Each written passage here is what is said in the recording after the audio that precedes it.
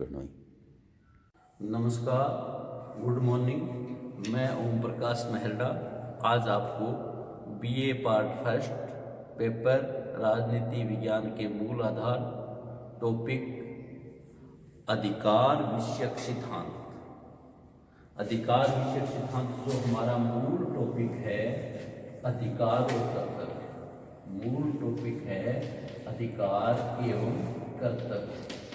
अधिकार एवं कर्तव्यों में हम अध्ययन कर रहे थे अधिकार।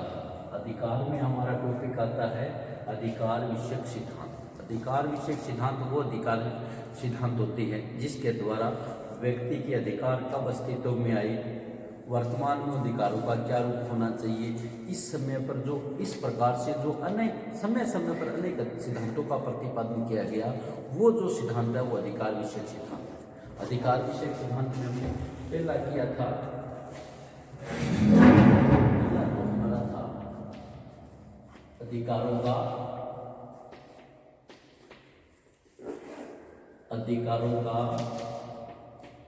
प्राकृतिक सिद्धांत। अधिकारों का प्राकृतिक सिद्धांत ये हमने अध्ययन पूरा कर लिया। अधिकारों का प्राकृतिक सिद्धांत ये कहता है, इस संबंध में यूनानियों का ये था कि इसके अनुसार प्रकृति में जिस प्रकार से अणु होते हैं उसी प्रकार से यह सिद्धांत जन्मजात निरपेक्ष और समय सिद्ध है। इसमें ये अधिकार जो व्यक्ति को दिए गए हैं ये प्रकृति की देन है। प्राकृतिक सिद्धांत का मतलब प्रकृति की देन है। दूसरा है इसमें जो हमने इन सिद्धांतों का अध्ययन किया, आलोचनाओं का वर्णन किया और महत्व का वर्णन किया। दूसरा है अधिकारों का वैधानिक सिद्धांत। अधिकारों का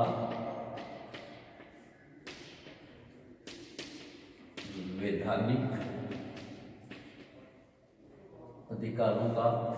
सिद्धांत। अधिकारों का जो वैधानिक सिद्धांत है वो ये कहता है कि अधिकार राज्य या सरकार द्वारा दिए जाते हैं। तीसरा है अधिकारों का ऐतिहासिक सिद्धांत। अधिकारों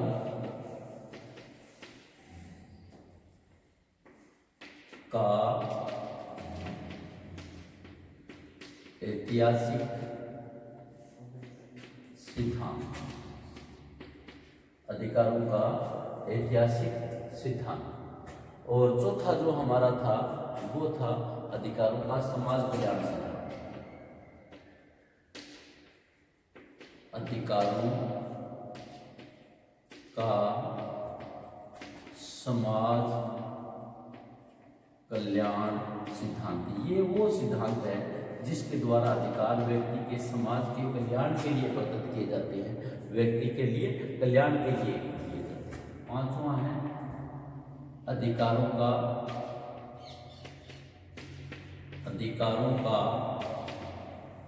आदर्शवादी एवं व्यक्तिवादी सिद्धांत। आदर्शवादी एवं व्यक्तिवादी सिद्धांत। इन सिद्धांतों में हमने एक नंबर का जो हमारा सिद्धांत था इसका अध्ययन हमने इससे पूर्व वाले वीडियो में कर लिया। अब जो हमारे पांचों सिद्धांत है, पांचों सिद्धांतों में 2 नंबर का सिद्धांत है वो है अधिकारों का वैधानिक सिद्धांत। वैधानिक सिद्धांत जिस प्रकार से हमने अध्ययन किया, प्राकृतिक सिद्धांत का मतलब जो प्रकृति द्वारा प्रदत्त है, ऐसे अधिकार जो प्रकृति ने हमें दिए गए हैं, प्रकृति से हमें मिले हैं, वो सारे के सारे सिद्धांत क्या है, प्राकृतिक सिद्धांत है। और जो सिद्धांत हमें राज्य और सरकार ने कानून की दृष्टि से दिए हैं वो हमारे क्या है, अधिकारों के वैधानिक सिद्धांत है। अधिकारों का वैधानिक सिद्धांत। अधिकारों के वैधानिक सिद्धांत की बात करते हैं, ये सिद्धांत प्रकृति के ठीक विपरीत है। यह सिद्धांत अधिकारों का वैधानिक सिद्धांत है, ये प्राकृतिक सिद्धांतों के ठीक विपरीत है कि प्रकृति का मतलब प्रकृति से मिले हैं और वैधानिक मतलब राज्य और सरकार से लिए हैं। इसके अनुसार, किसके अनुसार, वैधानिक सिद्धांत के अनुसार, इसके अनुसार प्रकृति या स्वाभाविक नहीं वरना कृत्रिम है। ये अधिकार ये कहते हैं कि प्रकृति स्वाभाविक नहीं है, कृत्रिम है। अधिकार राज्य की इच्छा और कानून के परिणाम होते हैं। एक व्यक्ति के केवल वे ही अधिकार हो सकते हैं जिसे राज्य मान्यता प्रदान करता है। हमारे अधिकारों का अस्तित्व राज्य की इच्छा और कार्यों पर निर्भर करता है। राज्य किस प्रकार से कार्य करता है, किस प्रकार के कार्य होना चाहिए, ये व्यक्ति के अधिकार इच्छा करता है। राज्य पुराने अधिकारों को छीन सकता है, नए अधिकारों को जन्म ले सकता है। ऐसा आपने देखा है कि हर देश की जो स्वाधीन संविधान है, हर देश की जो कानून व्यवस्था है, उसके समय अनुसार कानूनों में संशोधन होता है। जीवन, स्वतंत्रता और संपत्ति का अधिकार राज्य द्वारा दिए गए हैं। राज्य ही इस बात का निर्णय करता है, राज्य ही इस बात को निश्चित करता है कि हमारे द्वारा इन अधिकारों का उपयोग किन परिस्थितियों में किया जाए, किन सीमा तक किया जाए। इस सिद्धांत के अनुसार राज्य अधिकारों के संबंध में 3 प्रकार के कार्य करता है। एक तो अधिकारों को परिभाषित करता है कि ये अधिकार ये है, जैसे भारतीय संविधान में अधिकारों की बात की गई है, संविधान के अनुच्छेद 12 से 35 तक। दूसरा ये है कि उन अधिकारों की सीमाएं क्या है, लिमिटेशन क्या है, कितनी सीमा तक उन अधिकारों का उपयोग हो सकता है। तीसरा है कि उपभोग के आश्वासन की व्यवस्था करता है। वैधानिक सिद्धांत जो है ये 3 बातों का ध्यान करता है कि पहला काम तो अधिकारों को ठीक से परिभाषित करना, अधिकारों की व्याख्या करना। दूसरा है उनकी सीमाएं निर्धारित करना। तीसरा है उनका उपभोग करने का आश्वासन उत्पन्न करना। वैधानिक अधिकार, वैधानिक जो हमारे अधिकार है, वैधानिक सिद्धांत अधिकारों की निरपेक्षता को स्वीकार नहीं करते, ये निरपेक्षता की बात नहीं करते। इस बात का प्रतिपादन करता है कि सामाजिक हित में व्यक्ति के अधिकारों को प्रतिबंधित किया जा सकता है और किया जाना भी चाहिए। वैधानिक सिद्धांत के समर्थक थे बेंथम, ऑस्टिन, होब्स, हॉलैंड आदि विद्वानों द्वारा इसका समर्थन किया गया। इस सिद्धांत के प्रतिपादकों के अनुसार अधिकारों का जो मापदंड है वो नैतिक आधार नहीं होना चाहिए, वो वास्तविक होने के कारण इस सिद्धांतों को वास्तविक कहा जा सकता है। इस प्रकार वैधानिकों के अधिकारों के वैधानिक सिद्धांत की बात की गई। अब फिर भी इस सिद्धांत की आलोचनाएं बहुत है। इस सिद्धांत की आलोचना कौन कौन सी आलोचनाएं हैं इस सिद्धांत की? कौन सी सिद्धांत की? अधिकारों के वैधानिक सिद्धांत। वैधानिक सिद्धांत की आलोचनाएं कौन कौन सी है? आधुनिक सिद्धांत की आलोचनाएं किस प्रकार से डिफाइन की गई है, किस प्रकार से निश्चित की गई है? अधिकारों की आलोचनाओं में नंबर 1 आता है राज्य के आदेश कानून का निर्माण नहीं करते। नंबर 1 आते हैं राज्य के आदेश कानून, राज्य के आदेश कानूनों का निर्माण नहीं करते। राज्य के आदेश कानूनों का निर्माण नहीं करते। पहली जो आलोचना है, पहली जो कमी है, पहला जो हानि है वो ये है कि राज्य के जो आदेश है ये कानूनों का निर्माण नहीं करते। राज्य शासन के आदेश से ही कानूनों का निर्माण नहीं हो जाता। वस्तुतः राज्य अधिकारों को जन्म नहीं देता, उसे मान्यता प्रदान करता है और उसकी रक्षा करता है। उदाहरण के लिए राज्य का कोई भी कानून चोरी, घूसखोरी, कालाबाजारी के व्यक्ति को अधिकार नहीं बना सकता। जो ऐसे करते हैं उनको अधिकार नहीं बनाता। इसके संबंध में नॉर्म्स राइट्स ने उचित ही कहा है कि कानून हमारे अधिकारों को मान्यता देता है, उसकी रक्षा करता है, परंतु उन्हें जन्म नहीं दे सकता। अधिकारों को कानून का स्वरूप दिया जाए या न दिया जाए ये अलग अस्तित्व है, ये अलग बात है। नंबर 2 राज्य निरंकुश और स्वेच्छाचारी हो जाएगा। राज्य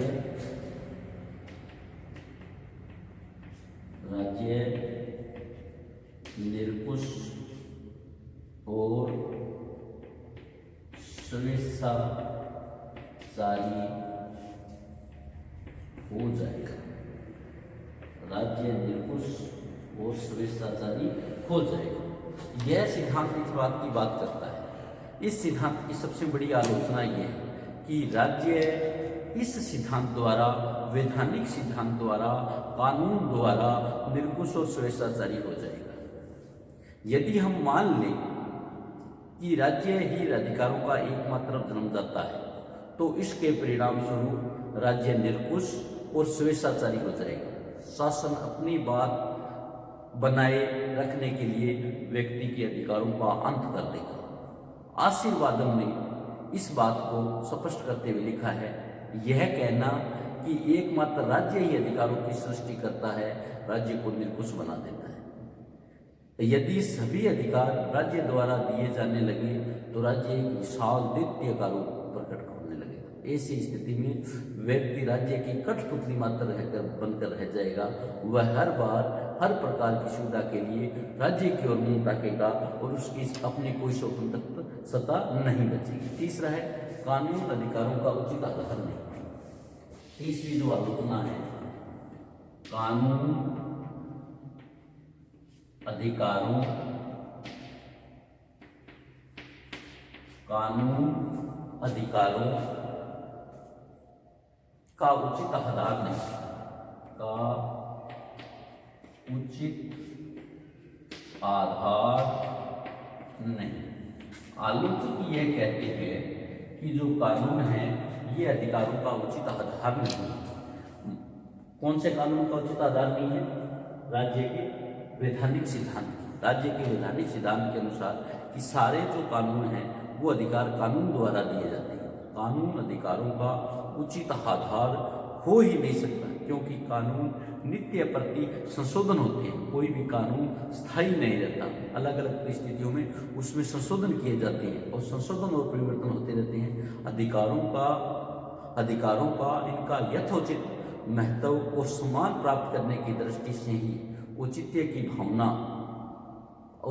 भावना को ही अधिकार के आधार पर स्वीकार किया जा सकता है। लॉर्ड्स ने ठीक कहा है कि अधिकार का आधार ही औचित्य की भावना होती है। लॉर्ड्स ने यह कहा है अधिकार की आलोचना औचित्य ही की भावना होती है, किंतु संवैधानिक आधार में औचित्य कई बार नहीं रह पाता। चौथा है वैधानिक अधिकारों के संबंध में भी स्वीकार्य नहीं है।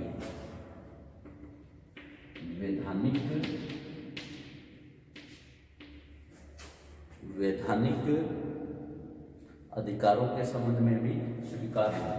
वैधानिक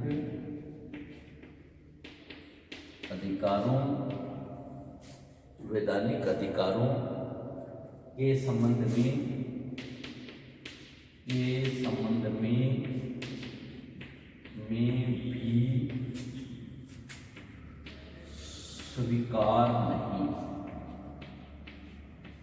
स्वीकार नहीं।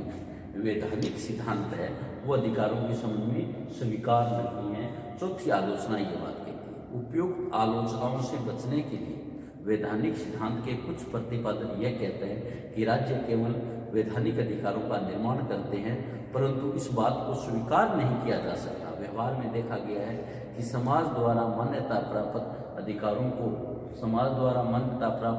को राज्य द्वारा स्वीकृत किया जाता है। इसके अतिरिक्त जैसा कि प्रोफेसर हागिस ने कहा है कि विधि का किसी समय जो स्वरूप है और जो होना चाहिए, यह उन दोनों के बीच सदैव अंतर रहता है। ऐसी स्थिति में वैधानिक सिद्धांत यह तो बता सकता है कि एक विशेष परिस्थिति में नागरिकों को कौन से अधिकार है, लेकिन यह नहीं बता सकता कि नागरिकों को कौन से अधिकार प्राप्त होने चाहिए। ये थी आलोचनाएं, ये थी हमारी आलोचनाएं। नेक्स्ट है महत्व। इन अधिकारों के महत्व क्या है?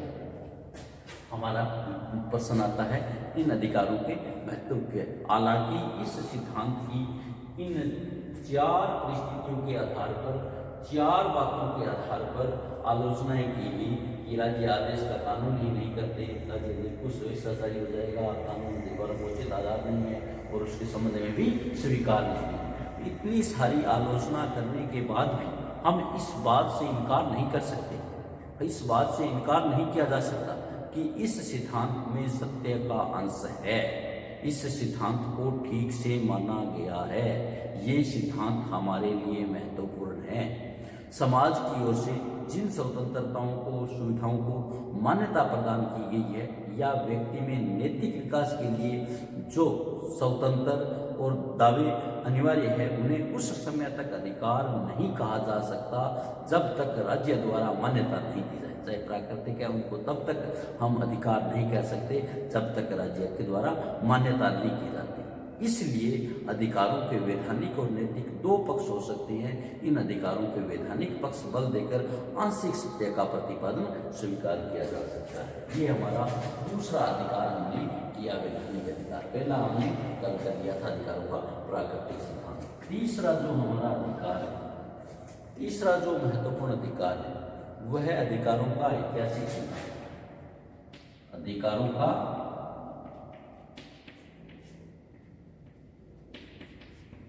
ऐतिहासिक सिद्धांत। जिस प्रकार से हमने अधिकारों के प्राकृतिक सिद्धांत की बात की, अधिकारों के वैधानिक सिद्धांत की बात की, प्राकृतिक सिद्धांत जैसा कि नाम से संबंध है, प्रकृति द्वारा प्रदत्त है। वैधानिक सिद्धांत राज्य और सरकार द्वारा दिए जाते हैं। और अधिकारों का ऐतिहासिक सिद्धांत यह कहते हैं कि ये सिद्धांत परंपरा से चले आ रहे हैं, ये इतिहास के परिणाम है, ये हमारी संस्कृति के परिणाम है, ये हमारी रीति रिवाजों का पालन करने संबंधी कहते हैं। और जो रीति रिवाज धीरे धीरे अधिकार में परिवर्तन हो जाती हैं, वो अधिकारों का ऐतिहासिक सिद्धांत बन जाता है। वो अधिकारों का ऐतिहासिक सिद्धांत हो जाता है। वो अधिकारों का क्या हो जाता है? ऐतिहासिक सिद्धांत। जो परंपराएं, जो रीति रिवाज अधिकार बन जाते हैं, वो अधिकारों का ऐतिहासिक सिद्धांत हो जाते हैं। इस सिद्धांत के अनुसार अधिकार इतिहास के परिणाम होते हैं। वर्षों से जिन रीति रिवाजों का पालन कर रहे हैं, वे रीति रिवाज अधिकार के रूप में परिवर्तित हो सकते हैं। इस सिद्धांत के अनुसार अधिकार का निर्माण न तो राज्य द्वारा किया जाता और न ही प्राकृतिक होते, बल्कि धीरे धीरे जिन रीति रिवाजों के हम अध्यस्त है, समाज उन्हें स्वीकार कर लेता है, वे ही अधिकार बन जाते हैं। इस सिद्धांत के समर्थक प्रोफेसर रिची ने लिखा है, जिन अधिकारों के संबंध में लोग सोचते हैं कि वे उन्हें मिलने चाहिए, वे ही अधिकार होते हैं। जिनमें वो अभ्यस्त है या जिनके संबंध में सही या गलत उनकी धारणा होती है, वे उन्हें कभी प्राप्त नहीं होती। अप्रत्यक्ष रूप से अधिकारों के ऐतिहासिक सिद्धांत का समर्थन करते हुए बर्क कहते हैं कि इंग्लैंड की गौरवपूर्ण क्रांति का आधार अंग्रेजों के रीति रिवाजों पर अधिकार ही थे। ये हमने अधिकारों के ऐतिहासिक सिद्धांत की बात की। फिर हम बात करते हैं ऐतिहासिक सिद्धांत की आलोचना। हम अधिकारों की ऐतिहासिक सिद्धांत की बात करते हैं तो उनमें भी बहुत सारी आलोचनाएं हैं। वर्तमान समय में इस सिद्धांत को, इस विचार को स्वीकार नहीं किया जा सकता कि ऐतिहासिक अधिकारों के रीति रिवाज के परिणाम है। इनकी हम जो आलोचनाएं हैं वो इन आधारों पर कर सकते हैं। किन आधारों पर कर सकते हैं कि नंबर 1, सभी अधिकार रीति रिवाज के परिणाम है। नंबर 1 है सभी अधिकार रीति रिवाज के परिणाम नहीं। आलोचक ये कहते हैं कि सारे अधिकार रीति रिवाजों से नहीं, हमारे कुछ अधिकार रीति रिवाजों पर आधारित हो सकते हैं, किंतु सभी अधिकार रीति रिवाज पर आधारित नहीं हो सकते। सती प्रथा और भूपत्नी का निषेध, सती प्रथा का अंत, पत्नीत्व का निषेध, शारदा कानून, हरिजनों का मंदिरों में प्रवेश आदि जो कानून सरकार द्वारा बनाए गए, ये रीति रिवाजों के विरुद्ध थे। क्योंकि रीति रिवाजों में सती प्रथा थी, बहुपत्नीत्व था, शारदा का जो लड़कियों की आयु की विवाह की आयु कम थी, और हरिजनों को मंदिरों में प्रवेश नहीं दिया जाता था। और इनके अगेंस्ट जो कानून बने वो रीति रिवाजों के विरुद्ध थे। फिर भी समझदार लोकतंत्र ने, समझदार व्यक्ति ने बिना किसी हिचकिचाहट के इन कानूनों का समर्थन किया। नंबर 2, सभी रीति रिवाज समाज हित में नहीं होते। सभी रीति रिवाज समाज हित में नहीं होते। सभी विवाद समाज के हित में नहीं होते। अधिकार आवश्यक रूप से मानव कल्याण के लिए होते हैं, समस्त हित में होते हैं, किंतु मानव जाति के विकास के संबंधित हम विशेष विषय है, विशेष प्रथाओं हैं, उनकी रीति रिवाज समाज के हित में नहीं माने जा सकते। उदाहरण के लिए हम बात करते हैं, भूतकाल में दास प्रथा थी जो समाज के हित में नहीं थी, बाल हत्या थी वो समाज के हित में नहीं थी, सती प्रथा थी वो समाज के हित में नहीं थी, बाल विवाह था वो समाज के हित में नहीं था, बहुपत्नीत्व था, ये प्रथाएं समाज के विद्यमान थी और ये समाज के हित में नहीं थी। किंतु इन सब प्रथाओं के समाज में हित के विरोध होने के कारण इन्हें आधिकारिक रूप से स्वीकार नहीं किया जा सकता। प्रोफेसर हार्किंस ने ठीक ही कहा है, यह कहना कि रीति रिवाज हमेशा ठीक हो जाते हैं उतना ही मूर्ख है जितना कहना कि विधि भी कोई चीज की उचित बना सकती है। नंबर 3, सुधारों की संभावना का अंत।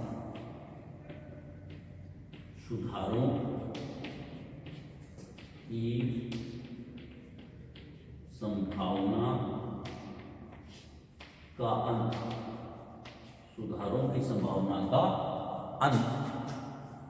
यदि इस सिद्धांत के आधार पर प्रथाओं को विकसित रूप को ही अधिकार मान लिया जाए तो सुधारों की संभावना का अंत हो जाता है। यदि भूतकाल में शिक्षा और विदेशी यात्रा का रिवाज नहीं था, इसका मतलब यह नहीं था कि हम स्पुतनिक युग में उपमंडक बने रहे, हम वैसे के वैसे बने रहे, ऐसा नहीं हो सकता। पहले नहीं था तो हम एक जगह बैठे थोड़ी रह सकते थे, हमें जाना था, हवाई यात्राएं नहीं थी, तो इसका मतलब ये आलोचनाएं थी। नेक्स्ट आता है महत्व। नेक्स्ट आता है महत्व। हम उपयुक्त आलोचनाओं को करने के बाद भी इस बात से नकार नहीं सकते कि इस सिद्धांत का सत्य निहित है। आलोचनाओं के होते हुए भी इस सिद्धांत में यह सत्य निहित है क्योंकि व्यक्ति के अंदर अनेक रीति रिवाज और परंपराओं पर आधारित है, कि व्यक्ति के अंदर अनेक अधिकार है वो रीति रिवाज और परंपराओं पर आधारित है। थैंक यू, धन्यवाद। बाकी हम कल करेंगे। हमने आज तक 3 सिद्धांतों का वर्णन कर दिया। अधिकारों का प्राकृतिक सिद्धांत, अधिकारों का वैधानिक सिद्धांत। हमने ये एक जो टॉपिक था ये तो पहले वाले वीडियो में कर दिया, और आज हमने ये 2 अधिकारों की बात कर दी, अधिकारों का वैधानिक सिद्धांत और वैधानिकों का ऐतिहासिक सिद्धांत। ये 2 सिद्धांत हम आगे वाले वीडियो में करेंगे। Thank you. मास्क का प्रयोग करें, 2 गज की दूरी बनाए और घर पे पढ़ते रहें।